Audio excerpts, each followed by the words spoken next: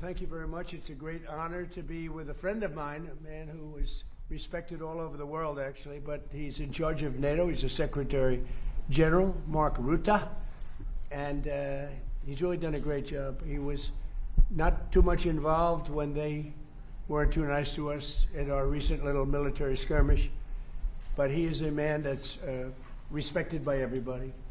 And Mark, maybe you'd like to say a few words. Absolutely. And a few things I want to share with the media, with you being here present. And it's about your leadership. First of all, about Iran. I really want to make clear how important it is what you are doing on Iran. This is, first of all, about the nuclear capability Iran was basically getting its hands on.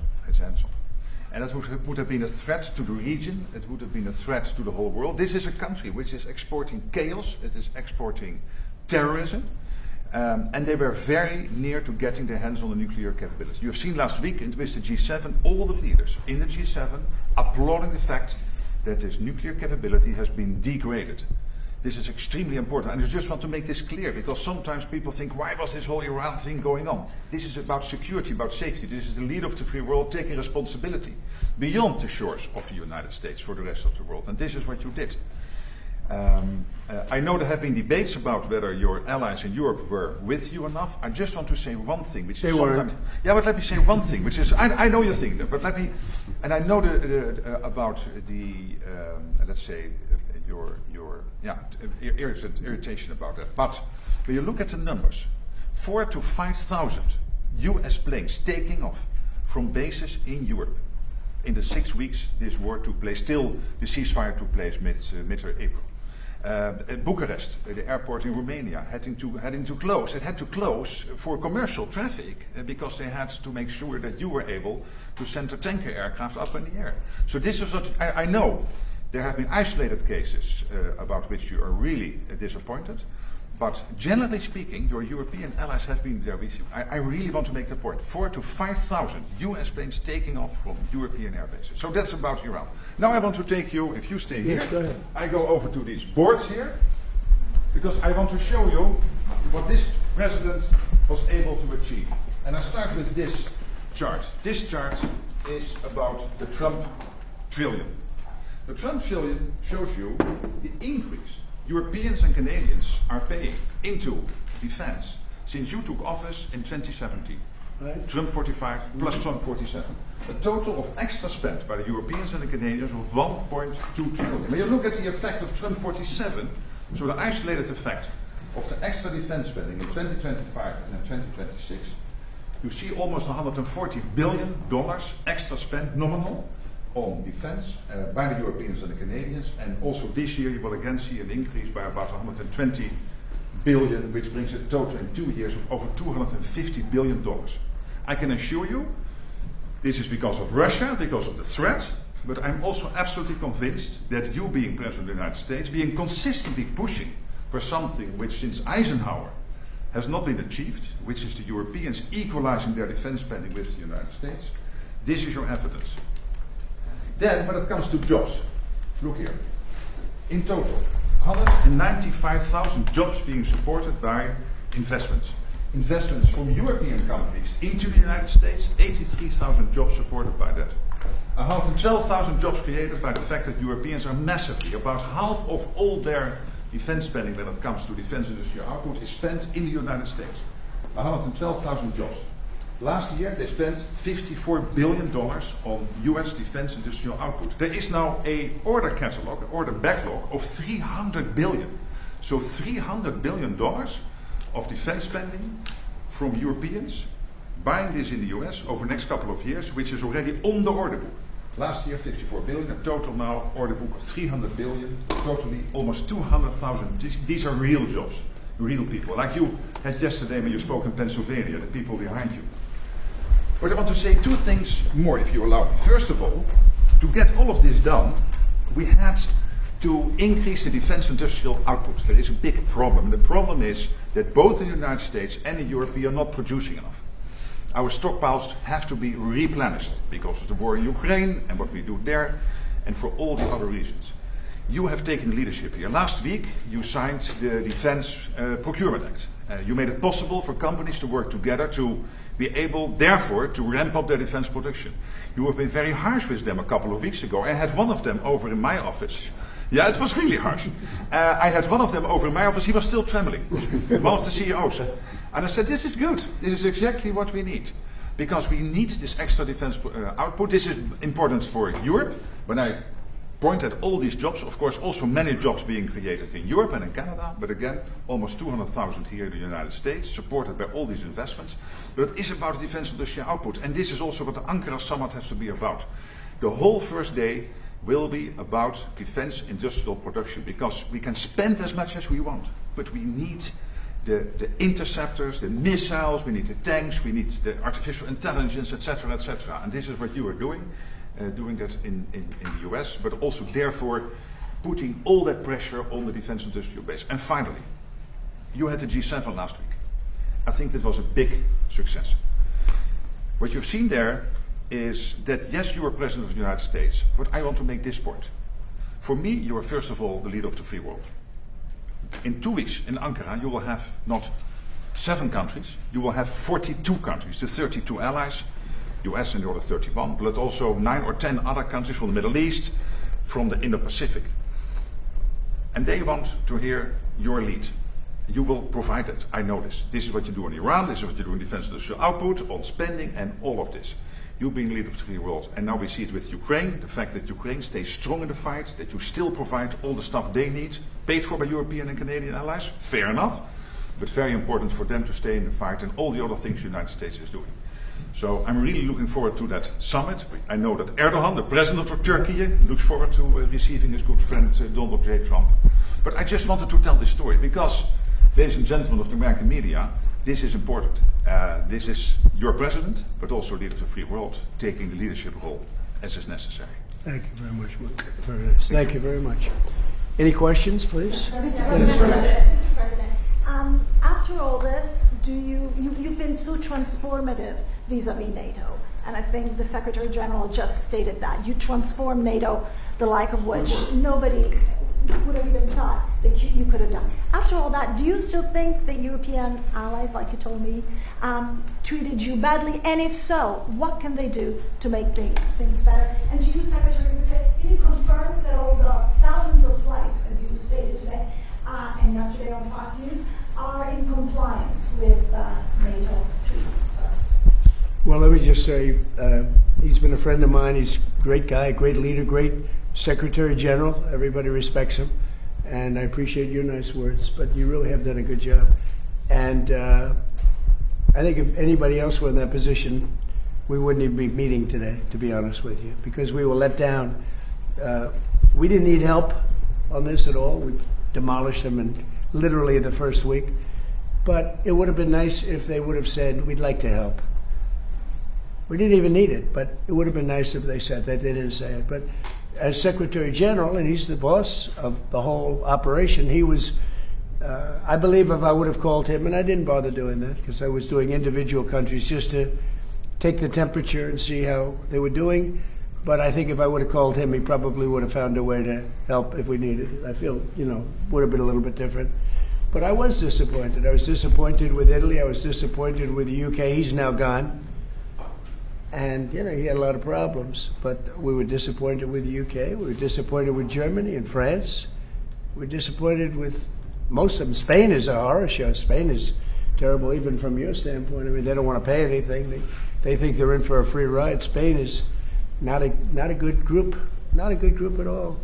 But I have great respect for this man. And so we're going to be discussing what took place, and we'll see what happened. Thank you. Good question. Can I answer to your Yes. second question? Because I don't have many disagreements with the President of the United States. Here I have slightly, because I do agree there is reason for disappointment, absolutely. But my argument is this. These are isolated cases. When you look at the take for example Germany. From day one, they delivered on their these are bilateral commitments, a bit of the techniques of this, but the technology, but these are bilateral commitments these countries are having with the United States, so this is not, strictly speaking, NATO. bilateral commitments, they all did what they promised to do. And this led to between 4,000 and 5,000 US planes taking off from Europe. I would argue it would have been very difficult to do Iran without having Europe as a power projection platform for the United States. But again, he's right. There is also reason for disappointment. It is a mixed bag. Well, the big question is, are they paying the 5%? They agreed 6 months ago when we were together to pay 5%. And for the most part, they're not paying. Well, when you look at the numbers, take for example Germany. So we agreed they get a couple of years to get there because you cannot spend it in 1 year because you have an absorption problem. But Germany, for example, Germany is doubling its defense spending between 2021 and 2029. They will spend over 150 billion by 2029, which is staggering, more than the French and the Brits combined even. Take the Dutch, and Poland and the Baltics already there. Countries like Denmark really stepping up. So and the Nordics. So it's a bit of a mixed bag, but most of them are doing it, and the alliance is so much stronger because of this man. Please, yellow dress. Thank you, Beth Turner from GB News. You mentioned that our Prime Minister has got one foot out the door. The new guy's coming in, Andy Burnham. What do you know about him, Mr. President? And what does he need to do to improve the relationship between our two countries? The new incoming Prime Minister, Andy Burnham. I don't know anything. I see that he was, I guess, the mayor of a town. I hear he's extremely liberal. Extremely. So that means he probably won't open up the North Sea. You know, I gave Keir Starmer some pretty good advice. I said, open up the North Sea. Go to Aberdeen, which was the hottest city in the whole continent. It was the oil city. It was the oil of Europe, and they closed everything. It was terrible. I saw it before my eyes, and I couldn't believe it. The North Sea is loaded. I have had every oil company come to see me. Sir, could you give us access to the UK?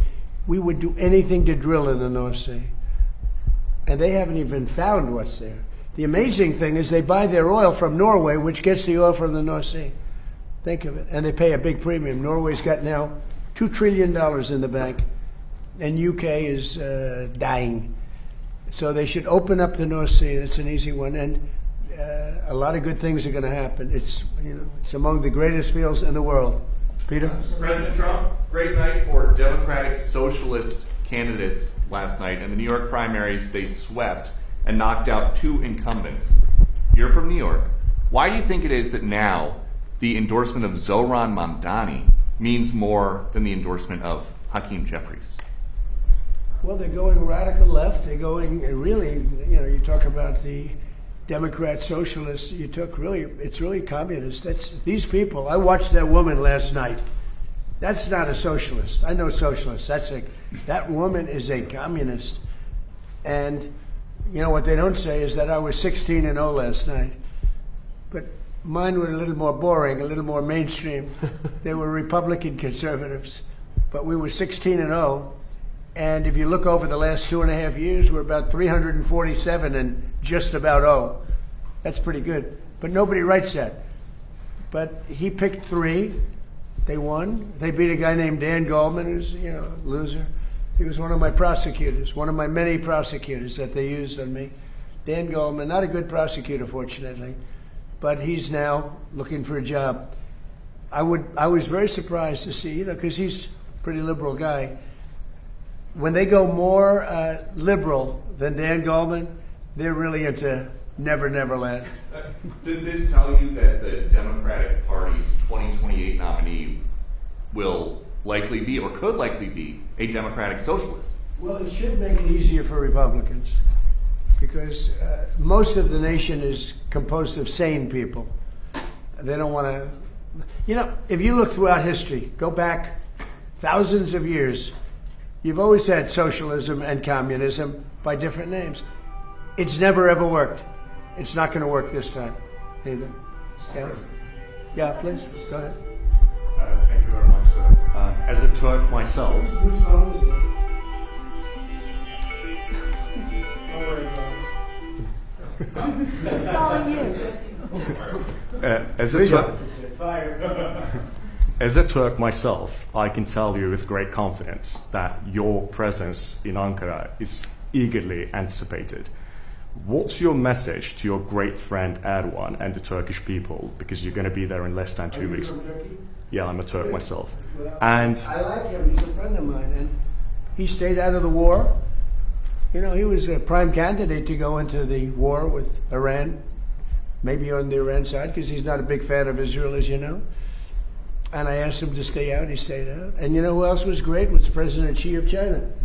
He could have come in. He gets half of his oil from that area. You know, I could see him wanting to, and I asked him to please stay out, and he did. We did a good job, but he stayed out. Erdogan's a great leader, very strong person, great military, and I asked him to stay out, and he did, and so did President Xi, and frankly, so did Putin, if you really look. But you could say that Vladimir has some other things to focus on. But they all stayed out. I mean, it was pretty amazing. People were surprised. And I think that Erdogan is, look, he loves Turkey, right? He's doing a great job. He loves Turkey. I love the U.S., but he loves Turkey, and he's doing a great job. He's a respected man, a respected leader, and he's been a friend of mine. Now, I shouldn't say that, because guys like Peter will say, oh, he likes Erdogan. He likes Erdogan. No, Peter won't. Peter doesn't get it. Some of the others, let's say. But Erdogan is a strong man, but he's been everything I've ever asked him for, he's done. Mr. President, Mr. Secretary-General clearly pointed out that allies want to do defense business with you, and Turkey is definitely one of them. They want the F-110 jet engines, and they want the F-35 fighter jets. Are you going to Turkey with a big gift bag for Erdogan? Yeah, I think so. Look, he's a member of NATO. Some people don't consider himself, but he really is. He's a strong member of NATO. Yeah, I'm going to probably do something that's going to make him very happy. And Turkey has Tell him hello, huge, right? Tell him hello. He's a good man. And Turkey has a huge defense industrial base. 3,000 companies working all over the alliance, also here in the United States. So strong. People don't know how big Turkey is in terms of the military. It's a very strong. They have a lot of our equipment. A very strong military because of him. Yeah, please. Your expectations, sir, about this meeting in Ankara? What do you think? Well, what are your except for the expectations? fact that it was being held in Turkey by President Erdogan, I don't think I would have gone to it. You would come for me. But I might go for it. You're right. Mr. President. I mean, I wouldn't have gone for, you know, what we went through over the last 2 months with, you know, the various countries. But you're probably right. I would have gone for you. But I would have not gone for most people. But he called me up. He said, please, I have it in Turkey. You got to be there. The United States has to be there. And so I'm going out of respect to President Erdogan. Mr. President, what do you want the allies to do more than what they are doing right now? Do you Just have be an loyal. ask? I just want their loyalty. We don't need their money. We don't need anything. We have the most powerful military in the world by far. But I just want loyalty. You know, we're so loyal to them. We're always fighting for them. We have thousands of troops all over Europe. In Germany, we have 50,000 troops. And then you want give us a little nudge, give us a little kiss. We don't want much. And they say, no, we can't do it. We're paying hundreds of millions of dollars for the troops that we have in Germany, the troops that we have in UK, the troops that we have all over Europe. I will say Poland was very good. You know, I endorsed him, and he won. By the way, many people that I endorsed outside of the United States won. You know that, right? Do you know we had a big win yesterday with Colombia, a favorite place of Marco. Marco loves Colombia, but no, I endorsed a man who was, you know, at the end, and he won. But the same thing in Poland. He was number 10. Karel den Vos. I endorsed him. I didn't like the man that was the president at all, and I endorsed him. He was a fighter, a big fighter, a good fighter, and I endorsed him. He came from 10th place and he won, and they say it was the biggest upset in Europe in 50 years for a major election. And you know what? He's going to be a great president of Poland. Mr. President, But we have many people, South America, but we just the other day, we endorsed somebody, that El Tigre. They call him El Tigre because he's tough. He's another fighter. I like fighters again. Mr. President, you like but he winners. won. Mr. And it's President, good. you like winners. Do you think President Zelensky is winning right now? You famously. Well, he's doing pretty well. Look, no matter how you look at it, he's doing pretty well. He's holding his own, at least. A lot of people dying on both sides, but I think he's doing pretty well. You gotta hand it to him. Can I ask you? Look, you have to say he's courageous. He's got great equipment, but he's got great men. He's got fighters. And can I ask you one other question? Yeah. Have you seen the report into the Minab school attack, sir? Could you tell us? I have not seen it, no. Why not? At some point, well, I have to wait for it to be complete. I don't know that they're ever going to solve that problem. I mean, you could ask Pete, but I don't know that they're going to say it was one of our missiles. Pete, I don't know that they're ever going to solve that problem in terms of whose fault was it, because there were missiles flying all over the place. So you won't accept And it's blame? horrible what happened, but there were missiles flying all over the place. And somebody said it was our missile. Well, maybe it wasn't our missile, but I've seen nothing to lead me to believe it was. There were plenty of missiles being flown by other people. What do you think, Pete? Well, Mr. President, we've taken the investigation very seriously, and when the appropriate time is right, whatever that outcome is, that'll be the time to divulge. And do you know what the I results mean, if of you the come up with the investigation right is? answer, I don't think it's going to be us. I don't think it was us. There were a lot of missiles being fired at that time. Yeah, please. Mr. President, you just had a colourful lunch on the Senate, in the Senate. Would you be open to a compromise measure that had provisions of the SAVE Act into a reconciliation bill? Not really. No, the SAVE Act should be, it's not compromise. It's voter ID, it's proof of citizenship, and it's also the mail-in ballots. We want mail-in ballots for the military if they're away. We want them for people that are ill or people that are in some form handicapped or have a hard time, or people even that are on vacation. I'm open to that. But mail-in ballots, you have to vote because we have a lot of rigged elections. And would you veto the housing bill? And then we added in men in women's sports is a no-no.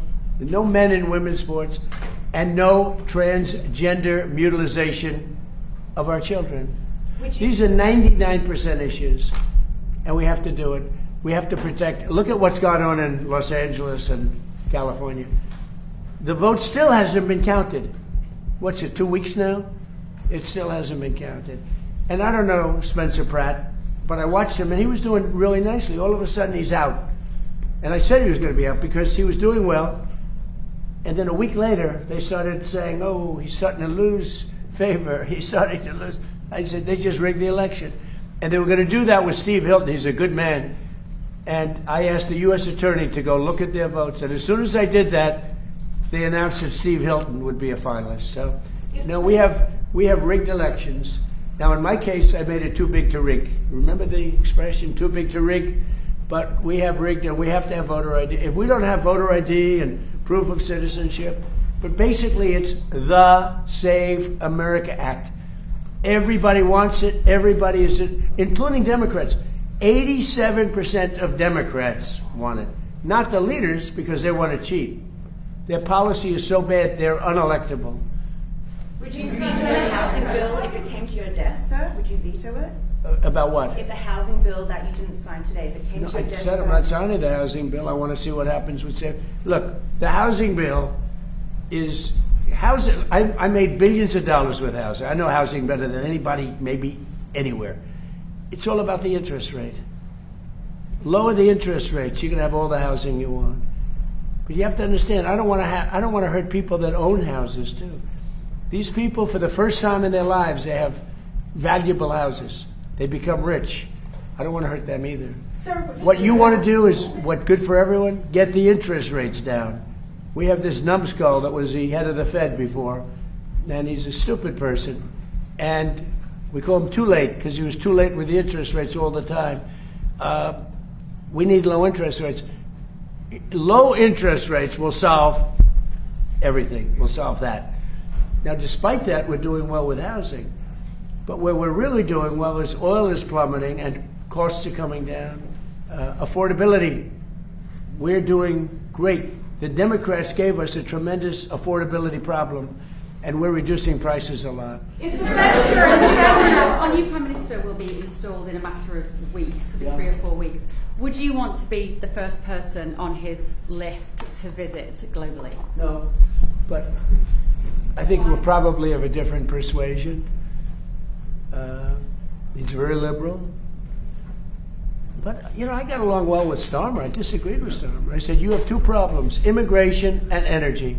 And crime, too, by the way. Crime.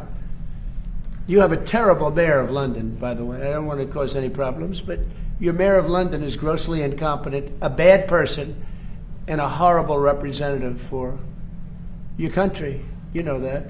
That's why you're smiling and laughing, and it's true. But you know that. The mayor of London is a horror show. But you have a crime problem. You have an immigration problem. The immigration helps cause the crime, by the way. And you have a tremendous energy problem. You're building stupid windmills all over the country, and they don't do the job. You have the greatest oil field in the world, one of them. It's called the North Sea oil. All you have to do is bid it out to Exxon, Chevron, Shell, British Petroleum. They're begging to go there and pay billions of dollars. And because the left is so crazy, they don't want the money.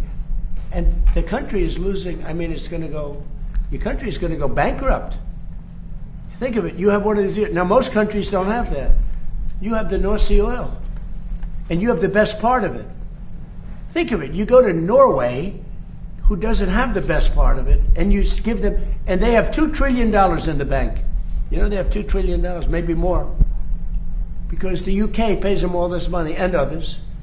But you have one of the greatest fields, and I told this guy 15 times, and he wouldn't do it. I said, you're going to lose your prime ministership. And he did. In fact, I called it about 3 days early, right? Remember I said he was leaving? I wonder if that nudged him out. Mr. President, on Iran answer, would you block a final Iran deal if it included any kind of fees on shipping or maritime activity? It would be unacceptable to me. Because we have numerous straits, and if you did that for them, you'd have to do it for other people. You have other straits. I wouldn't allow it there either. Yeah, it would be a game changer. And have you made progress on munitions building in Europe? That's obviously something. Yeah, we always make progress. Some of the countries that he represents are as good as him. He's great. They're lucky they have him. They're lucky they have that guy. And the production. Okay, behind you. How do you think that Congress voting to end the war with Iran, even in a non-binding way, impacts your negotiations with Iran? So we're doing great in our negotiations with Iran. Right in the middle of one of the key things, which we're going to get anyway, we have breaking news. The Senate has voted that they'd like Trump to stop the war. So Iran sees that and they go, what's that all about? Now, you know it's meaningless, right? But I had lunch with them.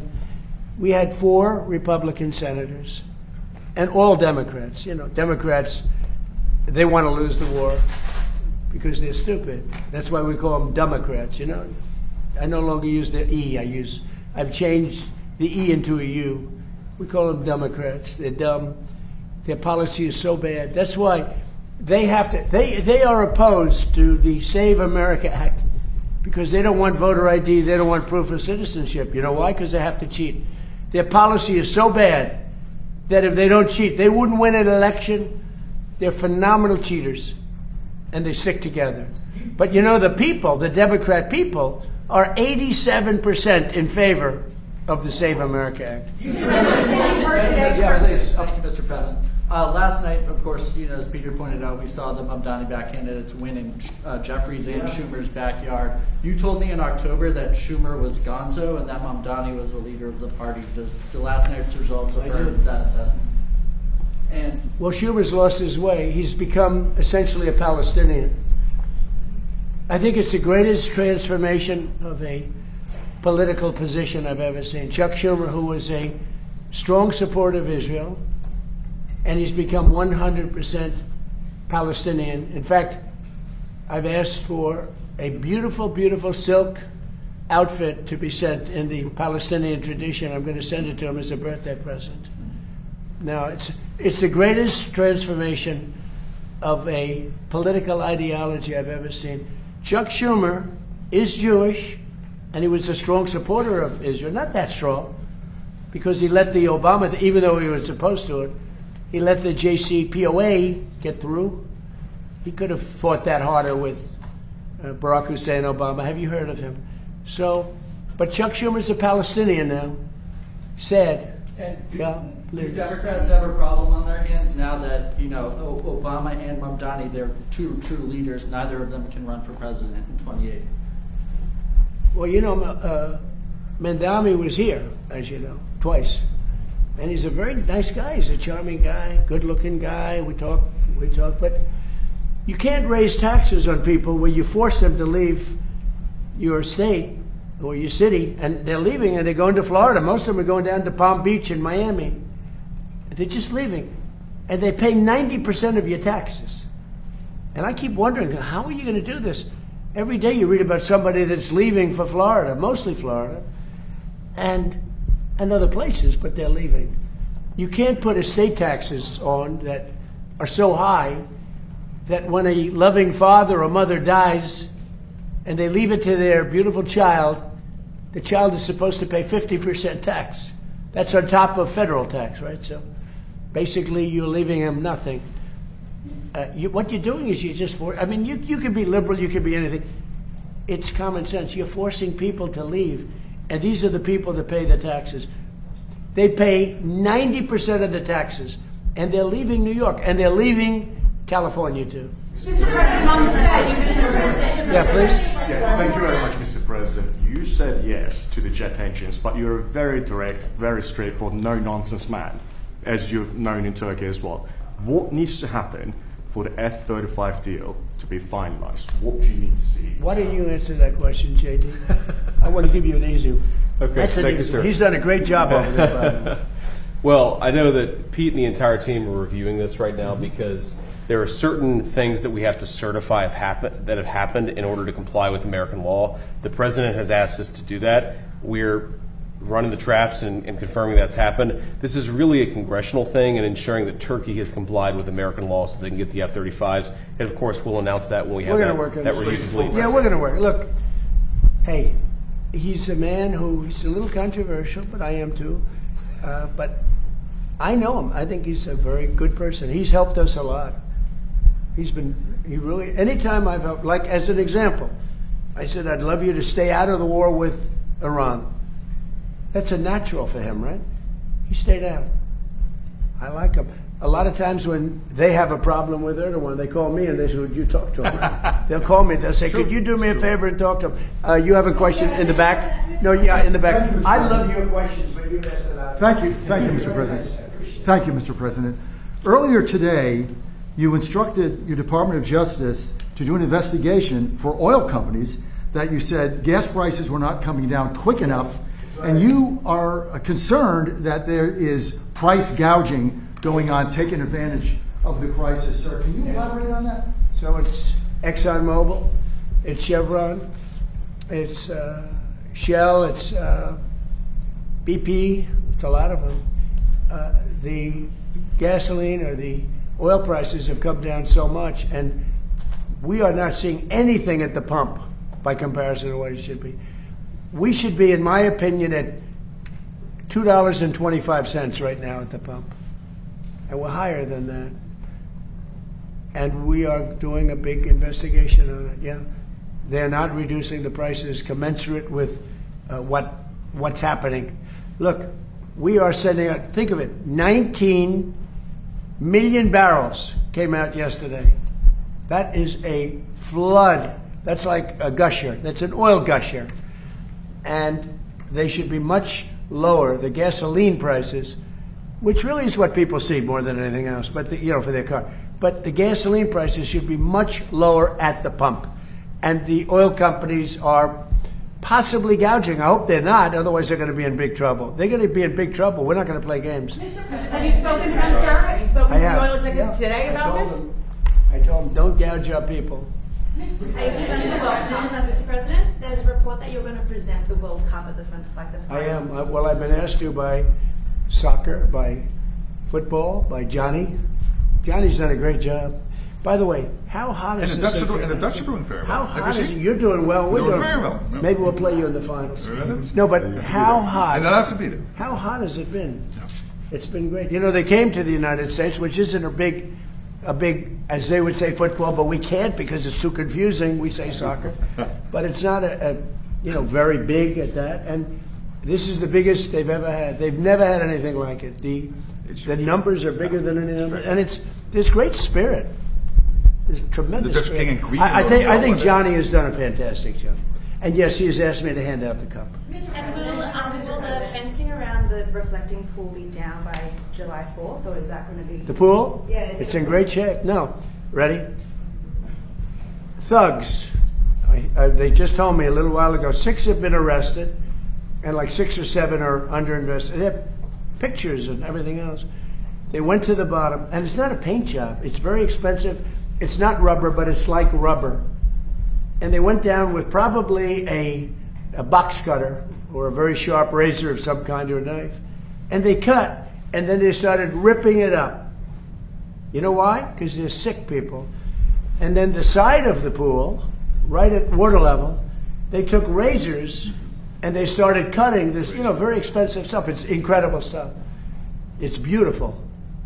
And it's still beautiful. But we have one area where they cut it. It's still holding. It's not leaking. But they heard it. So in about probably maybe after July 4th or maybe before, I don't know, we'll let a little water out because it's at the edge.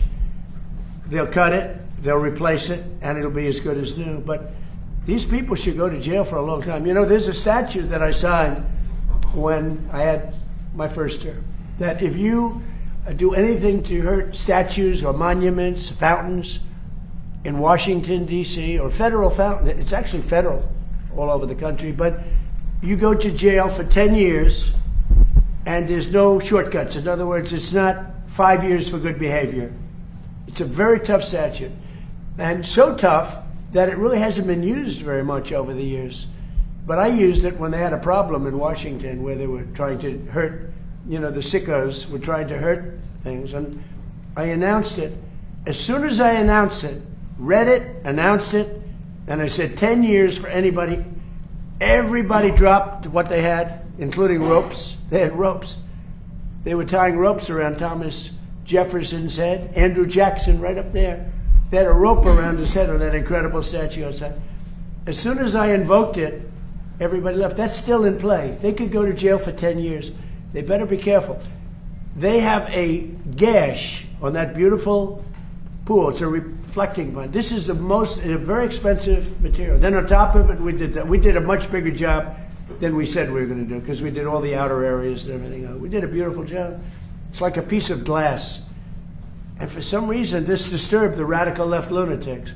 One of the guys, he's a member or a big payer to Act Blue. He's a big Hillary supporter. He's a big supporter of Sleepy Joe Biden. This is a very political thing. But as I understand it, 6 are under arrest. This was pure vandalism. It's an amazing thing that we did. Don't forget, it hasn't worked properly since it was built, because it always leaked in 1922. So it was built in 1922. So that's 100 years more ago. It's never worked properly. I always say it had great potential. And I said in my first term, I'm going to do something. So Biden and Obama, between the two of them, spent over $100 million. It was a disaster. Obama, because of the environment, took the water from the Potomac, and it was horrible. It was bad. I don't want to have to tell you what happened, but it was really bad. You can read about it. Biden, he didn't have any idea what the hell they were doing, because he didn't know what anything was happening. But they spent over $100 million. We spent 14 or 15, and a lot less than that, because a lot of these people work for the Parks Department anyway, so they're going to work. So I would say a lot less. And we put a great surface on. This is a world-class surface, and it looked beautiful. But they came in and they cut it, and then they grabbed it and they pulled it up. That's why it's all ripped. And who would even think of that? They're sick people. So I think they're in big trouble. But here's the bottom line. We temporarily patched it, even though we stopped the leak. It's so good that it with all that damage they did, it's not leaking. And it looks really beautiful. I just had pictures taken. It's reflective, it's beautiful, like it did a week ago. And then we're going to let a little water out, because you have to let the water out to fix it. We're going to fix it, and then the water goes back in. It won't take long. We may do it before July 4th, or we may do it just after July 4th. Now, we have it a little bit fenced off because we have a big fireworks display. And tonight, I'm making a speech. And people like my speeches. But I guess we're going to have a lot of people over there. But tonight, we're going to have a lot of good entertainment. One of the greatest opera singers in the world. We think he's great. Lee Greenwood's going to be singing our favorite song. And we have a lot of great things, but I think I speak at about 7 o'clock tonight. So that's over at the mall. No, but the water looks great. But we will do the final fix-up. But just remember this. They took razor blades 350 feet. Coming from where he comes, they don't do that. They took, maybe a little bit. They took razor blades and knives, and they cut patches like that. 350 feet long. A lot of them are like a foot, a foot, a foot. They cut the lining. And there's pictures of the guy bending over. I don't know if anybody saw that, but there are pictures of the guy. And you say, who would do that? Maybe it's Trump derangement syndrome. You know, we fixed over 50 fountains and monuments in the city. The city is the safest it's ever been, ever. We have virtually no crime. We're crime-free. When we came here at the beginning, it was a horrible, crime-ridden city. And we have no crime, virtually no crime now. Everything's fixed. We have new grass. We took miles. We took so much. Nobody's ever seen anything like. Everything had graffiti on it. It's all gone. The tents all over the lawns, which were terrible, are all gone. The fences are all gone because nobody goes on the lawns anymore. But we fixed those. You know, grass has a life just like people have a life. And we fixed the lawn, and it will be fixed. Now, one of the other things they did a job, around the reflecting pool, we have a huge field of grass. They poured acid on the grass. The same people, I guess. They poured acid. So that's in the process. It killed, acid kills grass quickly. So that's being fixed. But the reflecting pool is great, and it's going to look beautiful. It's so sad to see what they did. And then the fake news tries to say, oh, well, it didn't work. Of course it worked. Everything I do works. What I do works. What I do best is build. And we fixed, I think it's 52 fountains. All over the city they're talking about it. But the biggest thing is we have one of the safest cities. If you would have come here 2 years ago, you had a good chance of being mugged, although you're a very big guy. They would have mugged him up. They would have beat the hell out of him. With me, yeah. He would have said, I'm never going back. Now you can walk with your beautiful wife. You can walk with your friends down to a restaurant. We were losing all our restaurants. Nobody wanted to go out. Even if you got into the restaurant, they'd rob you when you were in. Now you can't get into a restaurant, but the restaurateurs are opening restaurants all over the city. I'm so proud of it. Also, Memphis, take a look at Memphis. Take a look at in Louisiana. Take a look at what's happened. What we've done in Louisiana with New Orleans is incredible. The Governor Landry, called me. They just had Mardi Gras. He said, it's the safest Mardi Gras we've had in 75 years. It's great. We've done a good job. And you know what? In Chicago, they had many murders over the last week. Many. I could make Chicago with this group of strong people. That's okay. One thing we got from the Supreme Court, we have merit. So if you have great students, great marks, great scores, great boards, you get into a good college. If you're bad, you don't get into a good college. In other words, it's based on merit. Tough decision for them. But that also applies to the military. We have tough people in the military. And the National Guard has done an incredible job in Washington. And my people have done an incredible job. So if you look at Memphis, crime is down 78%. I have a friend from Memphis, he was going to leave. And he called me, he said, I've never seen anything like this. It's like a different city. And also in New Orleans, it's like people can't believe it. I could do that for Chicago. I'd love to do Chicago because Chicago's potentially a great city, but you're going to lose it. It's got to be done. We do something much more than they can do because we take people out and bring them back to the country from where they came. where they came out of jails, where they're drug lords and drug dealers and people from mental institutions. And I'd love to do it in Los Angeles. And I'd love to do it in New York City. I love New York. I'd like to see. They had a lot of problems in New York over the last couple of weeks. If we were there, they wouldn't have any of those problems. And we removed the bad people from those cities so they never come back. Now, some liberal people probably don't like the sound of that, but 92% of crime is caused in these cities is caused by 2% of the people. I love that number because it's easily solved. Think of that. 92% of the crime in Washington was caused by 2% of the people. We moved out almost 5,000 career criminals and people from other countries.